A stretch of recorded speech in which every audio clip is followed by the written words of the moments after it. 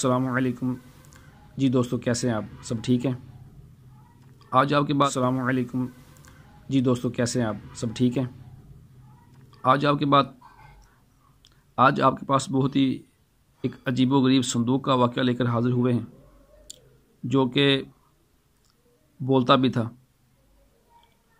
جی ہاں، یہ شمشاد کی لکڑی کا ایک صندوق تھا جو حضرت آدم علیہ السلام پر نازل ہوا تھا۔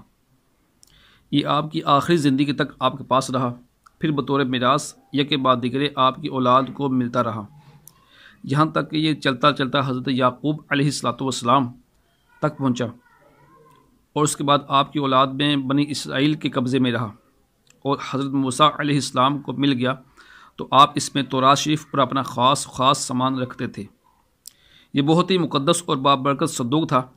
بنی اسرائیل جب کفار سے جہاد کرتے تھے اور کفار کے لشکروں کی کثرت اور ان کی شوکت دیکھ کر سہم جاتے اور ان کے سینوں میں دل دھڑکنے لگتے تو وہ اس صندوق کو اپنے آگے رکھ لیتے تھے، تو اس صندوق سے ایسی رحمتوں اور برکتوں کا ظہور ہوتا تھا کہ مجاہدین کے دلوں میں سکون اور اطمینان کا سامان پیدا ہو جاتا تھا، اور مجاہدین کے سینوں میں لرزتے ہوئے دل پتھر کی چٹانوں سے زیادہ مضبوط ہو جاتے تھے۔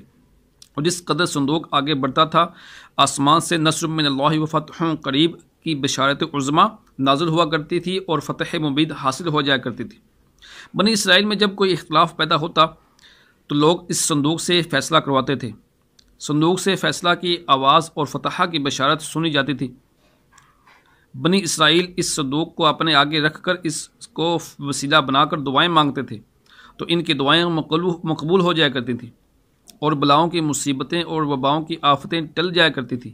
الغرض یہ صندوق بنی اسرائیل کے لیے تابوت سکینہ، برکت و رحمت کا خزینہ اور نصرت خداوندی کے نزول کا نہایت ہی مقدس اور بہترین ذریعہ تھا۔ مگر جب بنی اسرائیل طرح طرح کے گناہوں میں ملوث ہوئے اور ان لوگوں میں گناہوں اور سرکشی کا دورہ ہو گیا، تو ان کی بداعمالیوں کی نحوست سے ان پر خدا کا یہ غضب نازل ہو گیا کہ قوم عمالقہ کے کفار نے ایک لشکر جرار کے ساتھ ان لوگوں پر حملہ کر دیا۔ ان کافروں نے بنی اسرائیل کا قتل عام کر کے ان کی بستیوں کو تاخت و تاراج کر ڈالا، عمارتوں کو توڑ پھوڑ کر سارے شہر کو تہس نہس کر ڈالا، اور اس متبرک صندوق کو بھی اٹھا کر لے گئے۔ اس مقدس تبرک کو نجاستوں کے کورے میں ان کفار نے پھینک دیا۔ لیکن اس بے ادبی کا قوم عمالقہ پر یہ وبال پڑا کہ یہ لوگ طرح طرح کی بیماریوں اور بلاؤں کے ہجوم میں جھنجھوڑ دیے گئے۔ چنانچہ قوم عمالقہ کے 5 شہر بالکل برباد و ویران ہو گئے، یہاں تک کہ ان کافروں کو یقین ہو گیا کہ یہ صندوق رحمت کی بے ادبی کا عذاب ہم پر پڑ گیا ہے، تو ان کافروں کی آنکھیں کھل گئیں۔ چنانچہ ان لوگوں نے اس مقدس صندوق کو ایک بیل گاڑی پر لاد کر بیلوں کو بنی اسرائیل کی بستیوں کی طرف ہانک دیا۔ پھر اللہ تعالیٰ نے 4 فرشتوں کو مقرر فرما دیا جو اس مبارک صندوق کو بنی اسرائیل کے نبی حضرت شمویل علیہ السلام کی خدمت میں لائے۔ اس طرح پھر بنی اسرائیل کی کھوئی ہوئی نعمت دوبارہ ان کو مل گئی۔ یہ صندوق ٹھیک اس وقت حضرت شمویل علیہ السلام کے پاس پہنچا جبکہ حضرت شمویل علیہ السلام نے طالوت کو بادشاہ بنایا تھا کہ بادشاہی تسلیم کرنے پر تیار نہیں تھے، اور یہی شرط ٹھہری تھی کہ مقدس صندوق آ جائے گا تو طالوت کی بادشاہی تسلیم کر لیں گے۔ چنانچہ صندوق آ گیا اور بنی اسرائیل طالوت کی بادشاہی پر رضامند ہو گئے۔ اب سوال یہ پیدا ہوتا ہے کہ آخر اس صندوق میں تھا کیا؟ چنانچہ تفسیر روح البیان میں اس میں جو چیزیں تھیں اس کے متعلق لکھا ہوا ہے کہ اس مقدس صندوق میں حضرت موسیٰ علیہ السلام کا عصا اور ان کی مقدس جوتیاں، اور حضرت ہارون علیہ السلام کا امامہ، حضرت سلیمان علیہ السلام کی انگوٹھی، توریت کی تختیوں کے چند ٹکڑے، کچھ من و سلوہ، اور اس کے علاوہ حضرات انبیاء کرام علیہم السلام کی صورتوں کے حلیے وغیرہ سب سامان تھے۔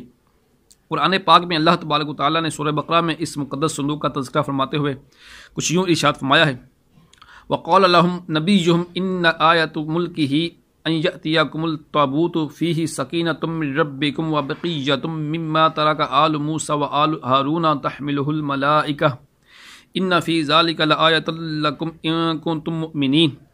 ترجمہ: اور ان سے ان کے نبی نے فرمایا، اس کی بادشاہی کی نشانی یہ ہے کہ آئے تمہارے پاس تابوت جس میں تمہارے رب کی طرف سے دلوں کا چین ہے اور کچھ بچی ہوئی چیزیں، معزز موسیٰ اور معزز ہارون کے ترکہ کی، اٹھاتے لائیں گے اسے فرشتے، بے شک اس میں بڑی نشانی ہے تمہارے لیے اگر ایمان رکھتے ہو۔ تو اندازہ کیجئے اس میں انبیاء کرام علیہم السلام کے تبرکات تھے، اللہ تعالیٰ کو ان تبرکات سے کتنی محبت تھی، تو اللہ تعالیٰ نے ان تبرکات کے ذریعے بنی اسرائیل کو کتنے زیادہ فوائد دیے۔ تو یقیناً آپ کو یہ واقعہ پسند آیا ہوگا۔ مزید اچھے اچھے واقعات سننے کے لیے ہمارے چینل کو سبسکرائب کیجئے، ہمارے واقعات سنتے رہیے۔ اپنا خیال رکھیے، بہت شکریہ، السلام علیکم۔